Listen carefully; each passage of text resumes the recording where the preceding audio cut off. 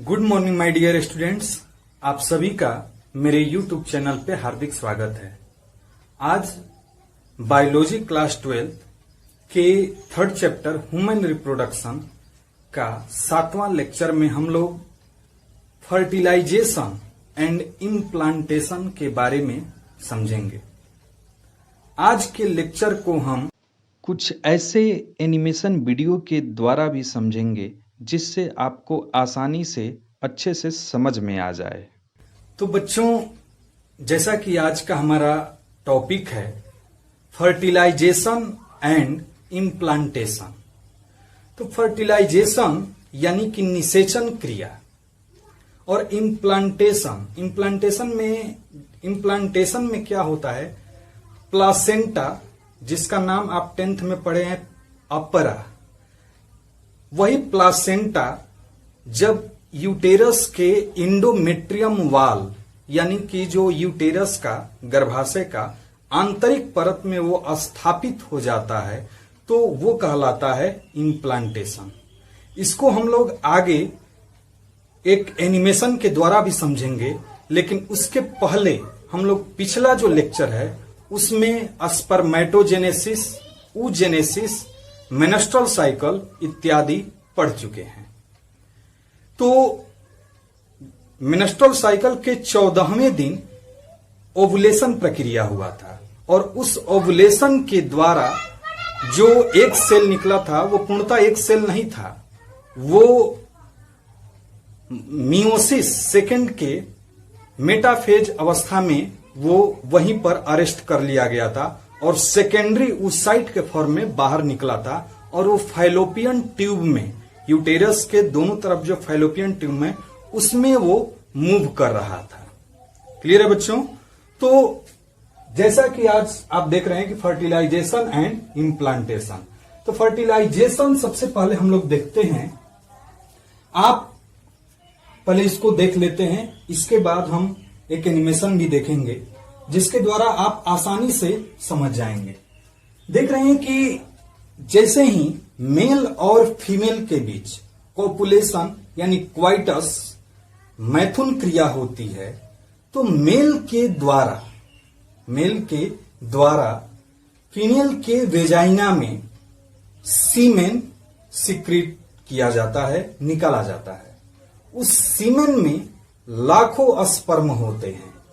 जैसा कि आप देख रहे हैं, कोपुलेशन क्रिया के दौरान मेल द्वारा सीमेन यानी वीर्य को फीमेल के वेजाइना में छोड़ा जाता है। उस सीमेन में लाखों स्पर्म होते हैं और वो स्पर्म मोटाइल होते हैं यानी कि चलनशील होते हैं। वो मेल स्पर्म वेजाइना से यूटेरस में प्रवेश करते हैं और यूटेरस का जो फर्स्ट पार्ट होता है वो सर्विक्स पार्ट होता है। वही चीज कहा गया कि मेल स्पर्म तेजी से तैरते हुए सर्विक्स से होकर, सर्विक्स क्योंकि यूटेरस का जो फर्स्ट पार्ट है, शुरुआत का पार्ट है, वो है सर्विक्स पार्ट, सर्विक्स से होकर यूटेरस में प्रवेश करता है और अंत में फैलोपियन ट्यूब। आप यूटेरस की संरचना भी देखेंगे, यूटेरस के दोनों तरफ ओवरी होता है और ओवरी के दोनों तरफ इस प्रकार से फैलोपियन ट्यूब लगे होते हैं और फैलोपियन ट्यूब का ये जो अंगुली नुमा संरचना है ये फिम्बरी कहलाता है। ये ओवुलेशन जैसे ही हुआ, ये सेकेंडरी oocyte को सक कर लिया और सेकेंडरी oocyte इसके अंदर ऊपर जाने लगा। तो मेल स्पर्म तेजी से तैरते हुए सर्विक्स से होकर यूटेरस में प्रवेश करते हैं और अंत में फैलोपियन ट्यूब के एम्पुलरी इस्थमिक जंक्शन, जो फैलोपियन ट्यूब है उसके कुछ पार्ट हैं, उसमें इस्थमस भी होता है और एम्पुला भी होता है। उन दोनों का जो जंक्शन पार्ट है, इसको हम अभी एनिमेशन भी देखेंगे इसी लेक्चर में, तो आपको क्लियर हो जाएगा कि इस्थमिक एम्पुलरी जंक्शन कहां पर है। जहां पर वो जंक्शन होता है बच्चों, वहीं पर फर्टिलाइजेशन क्रिया होती है। जंक्शन पर जहां पर एक स्पर्म एक ओवम के साथ फ्यूज होता है और यह क्रिया फर्टिलाइजेशन कहलाता है। आप इसको नोट्स पर इसी प्रकार से लिखेंगे, लेकिन इसको हम लोग पहले अच्छे से समझ लें। ये सीमेन में लाखों स्पर्म हैं, लेकिन उन लाखों स्पर्म में से केवल एक स्पर्म ही उस ओवम को, जो कि अभी सेकेंडरी oocyte के फॉर्म में है, उसको फर्टिलाइज कर पाता है। जैसे ही फीमेल का प्रोन्यूक्लियस और मेल न्यूक्लियस एक साथ जुड़ जाता है तो जाइगोट का फॉर्मेशन होता है।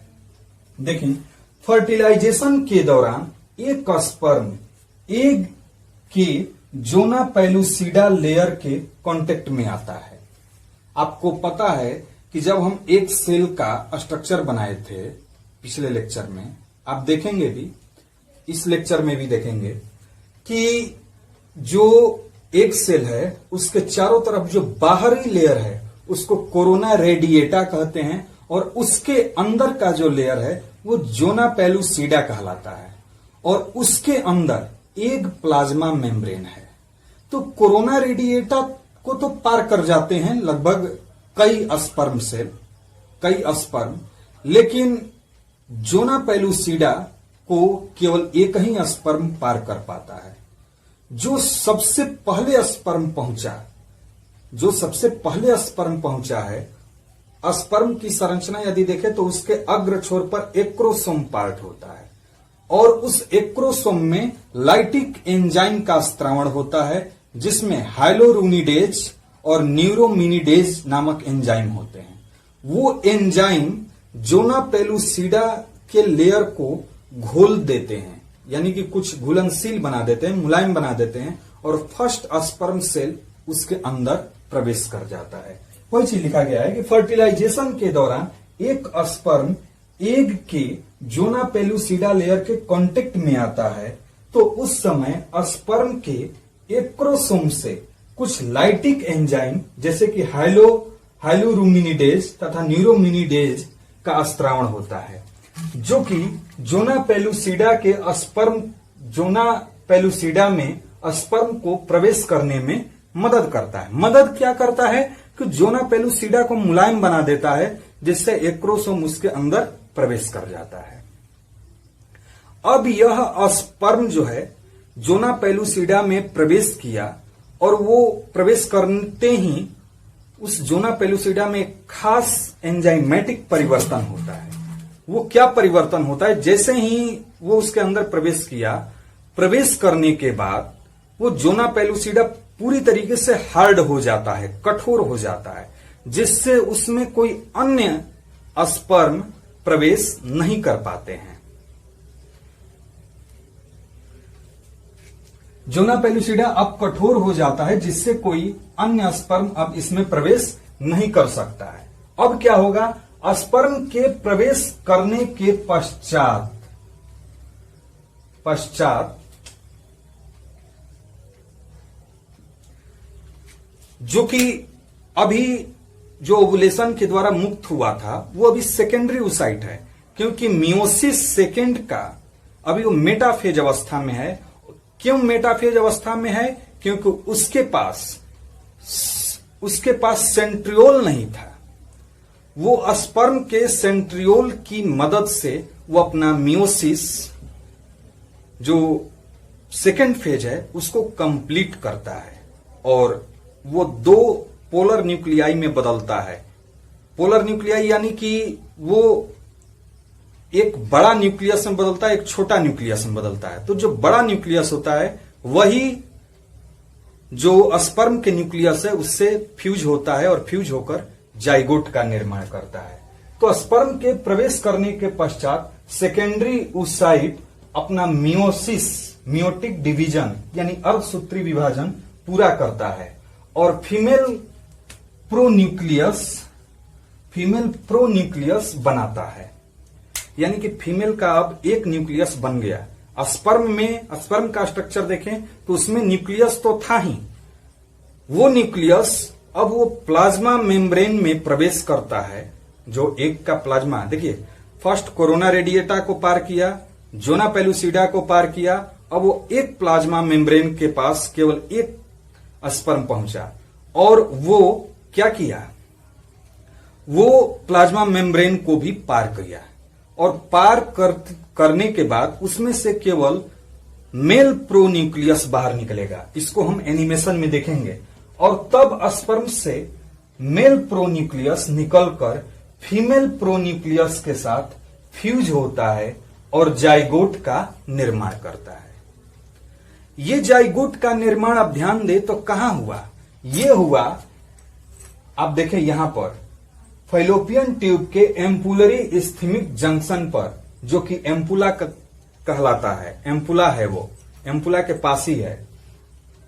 तो यहां से आपका एक ऑब्जेक्टिव प्रश्न बनता है, इस पर आप ध्यान देना। ये वाला पार्ट, एक तो आपको पता है कि फैलोपियन ट्यूब में होता है, लेकिन फैलोपियन ट्यूब में कहां पर होता है? तो एम्पुलरी इस्थमिक जंक्शन पर, जो कि एम्पुला पर होता है। इसके लिए आवश्यक है कि एक ही समय पर स्पर्म और ओवम यानी सेकेंडरी oocyte को एक ही समय पर इस स्थान पर पहुंचना चाहिए। 24 आवर के अंदर यदि दोनों यानी कि स्पर्म और ओवम एक साथ नहीं पहुंचे, ओवुलेशन के 24 घंटे बाद यदि ये एक ही समय पर नहीं पहुंचे, तो वो फिर डिस्ट्रॉय हो जाता है और फिर फर्टिलाइजेशन क्रिया नहीं हो पाती है। क्लियर है बच्चों? तो इसी पार्ट को आप नोट्स पे इतना लिख लेंगे। इसी पार्ट को हम लोग एक एनिमेशन के द्वारा भी समझते हैं। जैसे जैसे ये पार्ट हुआ है उसी को एक बार समझते हैं। तो आपको पता है कि मेल और फीमेल में कॉपुलेशन क्रिया यानी क्वाइटस के पश्चात जब सीमेन फीमेल के वेजाइना में मुक्त होते हैं, तो उस सीमेन में लाखों स्पर्म उपस्थित होते हैं। स्पर्म वेजाइना के रास्ते यूटेरस की ओर आगे बढ़ते हैं।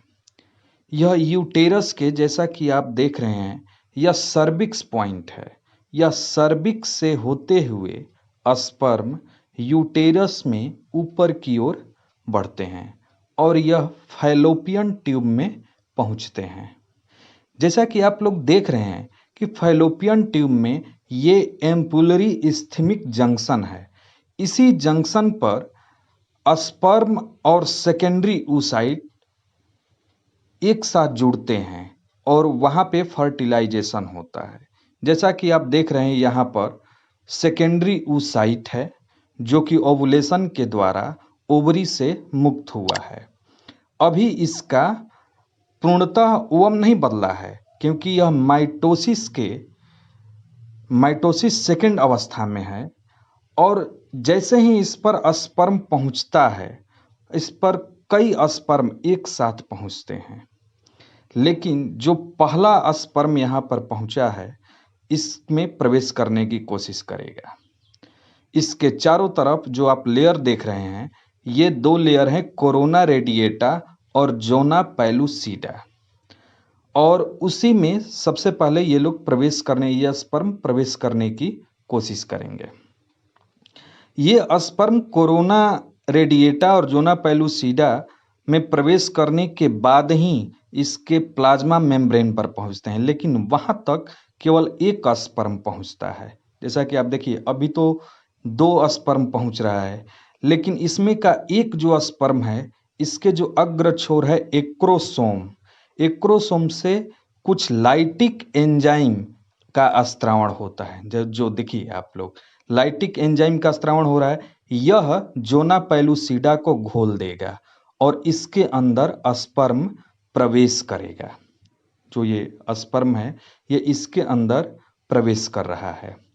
जैसे ही ये प्रवेश करता है, इसमें कुछ एंजाइमेटिक परिवर्तन होता है, जिसके कारण ये जो आप देख रहे हैं जोना पेलुसिडा हार्ड हो जाता है और इसके बाद कोई स्पर्म इसमें प्रवेश नहीं कर पाता है। अब यह स्पर्म प्लाज्मा तक पहुंचा और इससे इसका न्यूक्लियस, मेल न्यूक्लियस बाहर निकला और यह फीमेल के न्यूक्लियस के पास पहुंचा और वहां पर एक साथ जुड़कर जाइगोट बनाएगा। यहीं पर डिसाइड होता है मेल बेबी और फीमेल बेबी। जैसा कि XX जुड़ेगा तो फीमेल और एक। तो बच्चों, आपने अभी एनिमेशन में देखा कि किस प्रकार स्पर्म सेकेंडरी oocyte में प्रवेश करता है और फिर मेल न्यूक्लियस और फीमेल न्यूक्लियस एक साथ जुड़कर एक जाइगोट का निर्माण करता है। अब अभी जो जाइगोट है वो फैलोपियन ट्यूब में है। अब जाइगोट का फर्दर डिवीजन होता है और वो आगे डेवलप होता है, यानी कि आगे विकास करता है। यानी कि अब हम लोग देखेंगे कि जाइगोट का डेवलपमेंट और इम्प्लांटेशन दोनों एक साथ है। जाइगोट का डेवलपमेंट और इम्प्लांटेशन, और इसका भी हम लोग एनिमेशन देखेंगे। तो जाइगोट जो कि अभी किस स्टेज में है? सिंगल सेल स्टेज में है। सिंगल सेल स्टेज क्यों? सेल यानी कोशिका, उसमें अब मेल न्यूक्लियस और फीमेल न्यूक्लियस एक साथ जुड़कर एक न्यूक्लियस बन गया है और वो पूरी तरीके से एक कोशिका के रूप में है। और अब उसमें समसूत्री विभाजन यानी कि माइटोसिस डिवीजन होता है और 1 से 2, 2 से 4, 4 से 6 इस प्रकार से उसमें कोशिकाओं का निर्माण होता है और उसका एक अलग अलग नाम होता है। तो चलिए बच्चों, हम लोग देखते हैं कि zygote development, zygote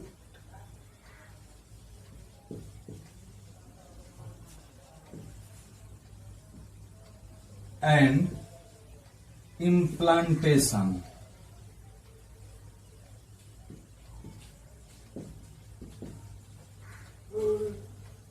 zygote develop है, इसको अब हम लोग समझते हैं। जैसा कि आपको पता है कि अभी जाइगोट कहां पर है। जाइगोट अभी फैलोपियन ट्यूब में है, वो इस्थमिक एम्पुलरी जंक्शन पर है।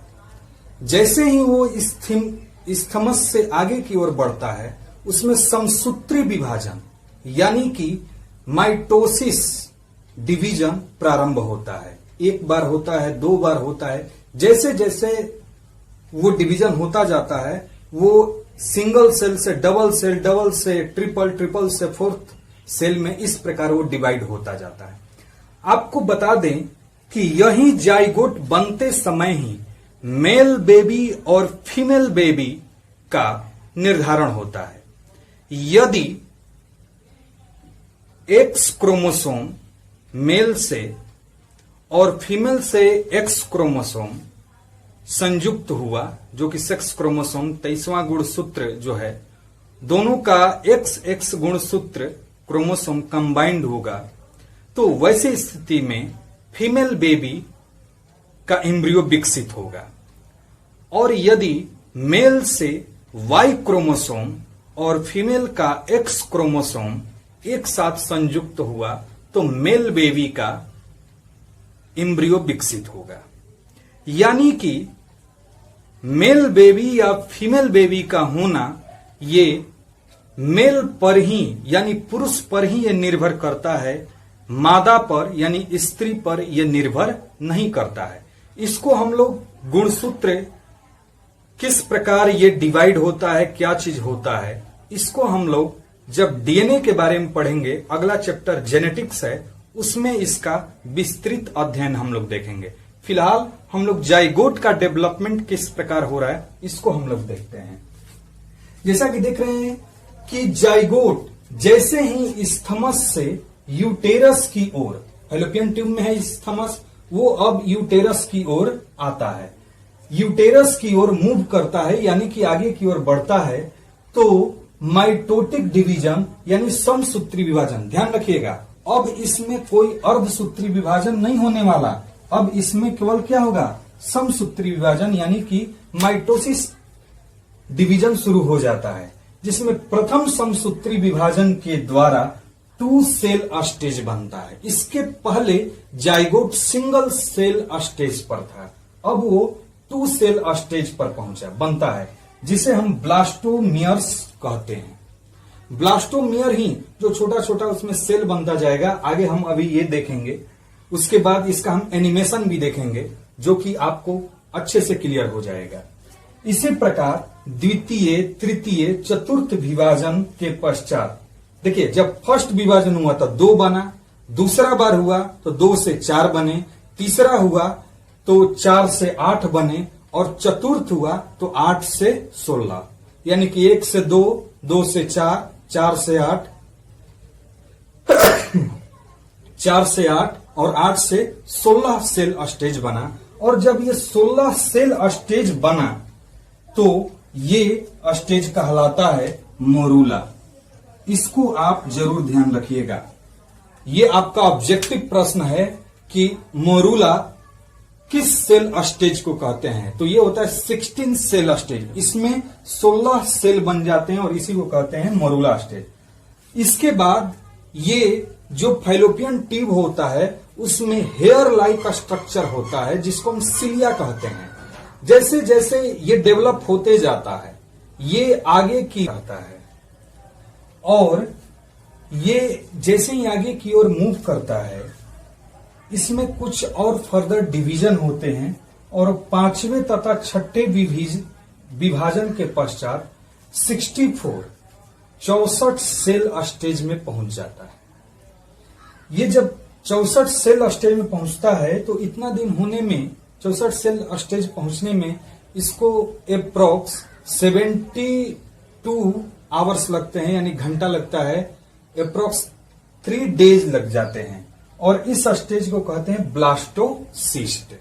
देखिए 16 सेल स्टेज को क्या कहें, मोरूला, और 64 5वां हुआ। देखिए 16 स्टेज में है, जब 5वां डिवीजन हुआ तो 16 दूना 32, और 6ठा हुआ तो 32 दूना 64 सेल स्टेज में पहुंचा, और ये कहलाया ब्लास्टोसिस्ट। ब्लास्टोसिस्ट में जो ब्लास्टोमियर होता है, आप इसमें देखेंगे थोड़ा सा जो छोटे छोटे सेल बनते जाते हैं, वो ब्लास्टोसिस्ट तो है ही, लेकिन इसके ऊपर जो लेयर बन जाता है, बड़ा होता जाता है और एक लेयर बन जाता है, उस आउटर लेयर के ब्लास्टोमियर आउटर लेयर में अरेंज हो जाता है, उन्हें ट्रोफोब्लास्ट कहते हैं। जब ये आउटर लेयर के रूप में ब्लास्टोमियर अरेंज हो जाएगा, सज जाएगा, तो उसको कहेंगे ट्रोफोब्लास्ट। ट्रोफोब्लास्ट लेयर, अब देखिए यहां तक तो अभी फैलोपियन ट्यूब में था, लेकिन जैसे ट्रोफोब्लास्ट बना वह अब यूटेरस में पहुंच गया। इसको अभी हम लोग एनिमेशन वीडियो में अभी देखेंगे, एनिमेशन देखेंगे कि किस प्रकार ये फर्दर डेवलपमेंट हो रहा है, और आपका बिल्कुल क्लियर हो जाएगा बच्चों। आप थोड़ा सा इसको पहले देख लें। ट्रोफोब्लास्ट लेयर अब यूटेरस के इंडोमेट्रियम से चिपक जाता है। ये यूटेरस में पहुंचा, और यूटेरस का जो इनर वाल है, आंतरिक परत है, उस परत को कहते हैं इंडोमेट्रियम वाल। ट्रोफोब्लास्ट अब यूटेरस के इंडोमेट्रियम से चिपक जाता है। चिपकने के बाद यूटेराइन सेल तेजी से डिवाइड होता है। यूटेराइन सेल यानी कि जो यूटेरस का जो इंडोमेट्रियम है, वो और तेजी से विकास करता है, और विकास करके क्या करता है कि जो ये ट्रोफोब्लास्ट पहुंचा उसको पूरी तरीके से कवर कर लेता है। डिवाइड होकर ब्लास्टोसिस्ट को, ट्रोफोब्लास्ट नहीं, ट्रोफोब्लास्ट तो उसका आउटर लेयर है, ब्लास्टोसिस्ट को कवर कर लेता है, यानी कि पूरी तरीके से ढक लेता है, जिससे ब्लास्टोसिस्ट यूटेरस के इंडोमेट्रियम में धंस जाता है। अब जैसे एक दलदल में एक पत्थर हम फेंकते हैं तो शुरुआत में तो ऊपर रहता है, लेकिन जैसे ही कुछ समय बीतता है वो पत्थर नीचे धंसने लगता है, और पूर्णतः ऊपर से ज्यों का त्यों वो भाग बन जाता है। ऊपर से लगता है कि सब बराबर हो गया।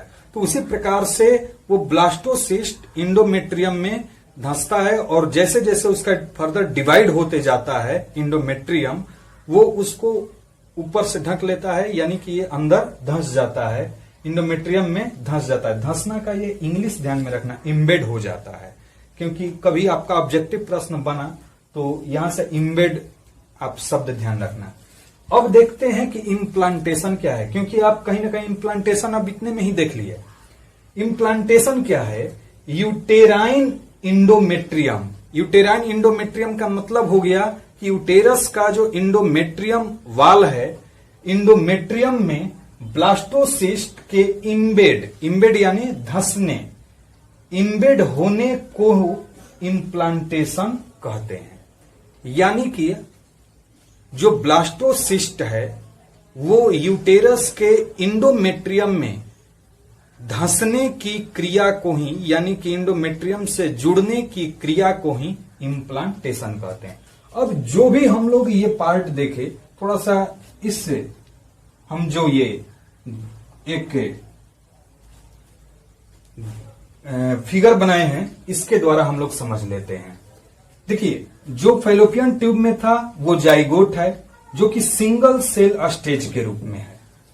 जब इसमें फर्स्ट माइटोटिक डिवीजन मतलब समसूत्री विभाजन, अर्धसूत्री विभाजन अब नहीं होना है, फर्स्ट समसूत्री विभाजन हुआ तो इसमें 2 सेल बनेंगे, 1 से 2 सेल बने, 2 सेल स्टेज। ये अब ब्लास्टोमियर में बदला। अब इसमें सेकेंड, थर्ड और फोर्थ जब डिवीजन हुआ तो 16 सेल स्टेज बना, 16 सेल का यह स्टेज बना, जो कि कहलाया मोरूला। क्या कहलाया? मोरूला। अब इसमें 5th और 6th डिवीजन जब हुआ, 5th और 6th डिवीजन जब हुआ तो ये 64 सेल स्टेज बना और ये कहलाया ब्लास्टोसिस्ट। ये फिगर। अब ये ब्लास्टोसिस्ट आगे और फर्दर डिवाइड होता है इसमें, और ये बड़ा आकार ले लेता है। इसके चारों तरफ ये जो छोटा छोटा ये भाग है इस लेयर के रूप में हो जाता है, जो कि ट्रोफोब्लास्ट कहला रहा है, और ये बीच में जो खाली स्थान है वो कहलाया ब्लास्टोसील। और अभी ये ब्लास्टोसिस्ट ही है, लेकिन जब इसके चारों तरफ जो लेयर बन गया और ट्रोफोब्लास्ट हो गया, और इसमें जो ये खाली यानी रिक्त स्थान हुआ वो कहलाया ब्लास्टोसील।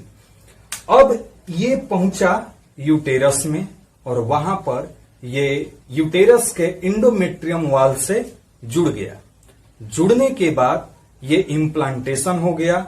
अब वहां से वो धीरे धीरे इम्ब्रियो विकसित करेगा, विकसित होगा, और किस प्रकार विकसित होगा उसको भी हम लोग आगे देखेंगे। लेकिन ये जो अभी हम पूरा देखे, इसका हम एक एनिमेशन देखते हैं, जो कि किस प्रकार ये विभाजन हुआ है उसको हम लोग देखते हैं। तो चलिए हम इसका एनिमेशन देखें तो पता चलेगा कि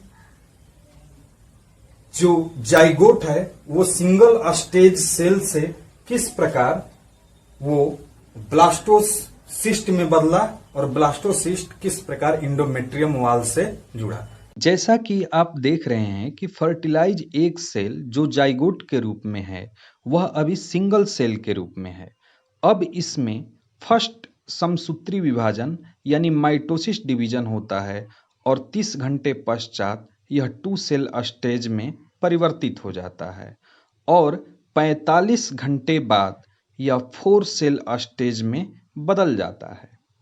इस प्रकार ये 72 घंटे बाद यानी 3 दिन पश्चात यह 16 यानी 16वें सेल स्टेज में पहुंचता है, और इस स्टेज में यह मोरूला कहलाता है। मोरूला जस्ट लाइक मलबेरी के समान होता है। इस स्टेज को आप हमेशा ध्यान रखिएगा। और इस प्रकार ये लगातार डिवाइड होता रहता है, और ये डिवाइड होते होते जब यह 64 स्टेज में पहुंचता है, आप जैसा कि यहाँ पे देख रहे हैं, इसको नज़दीक से देखें तो यह 64 स्टेज में पहुंच चुका है, और इस समय यह ब्लास्टोसिस्ट कहलाता है। और इसी दौरान जो आप देख रहे हैं फैलोपियन ट्यूब में हेयर लाइक स्ट्रक्चर है, वो सिलिया है, इसे आगे की ओर बढ़ाता रहता है, और आगे बढ़ते बढ़ते जब यह यूटेरस में पहुंचता है तो यह यूटेरस के इंडोमेट्रियम वाल, जो कि यूटेरस का आंतरिक परत है, वह इंडोमेट्रियम वाल से जुड़ जाता है। इसके जुड़ना इंडोमेट्रियम वाल से ही कहलाता है इम्प्लांटेशन, क्योंकि वहां पे प्लासेंटा स्थापित हो गया है, वह स्थान ही प्लासेंटा है। और यदि हम इसको और भी नजदीक से देखें तो इसकी संरचना कुछ इस प्रकार से है। अभी एनिमेशन में इम्प्लांटेशन और इसके पहले आप लोग फर्टिलाइजेशन का भी एनिमेशन देखे। आशा करता हूं कि आप लोग अच्छे से ये दोनों पॉइंट समझ गए होंगे। और मैं चाहता हूं बच्चों कि आप लोग इसी प्रकार से अपना नोट्स में ये सभी पॉइंट लिख लीजिएगा। आप लोग का एक लेक्चर इस चैप्टर का और रह गया है, उसको हम बहुत जल्द ही कल या बहुत जल्द ही नेक्स्ट लेक्चर भी हम अपलोड करेंगे और इसी प्रकार से एनिमेटेड ही वो लेक्चर होगा।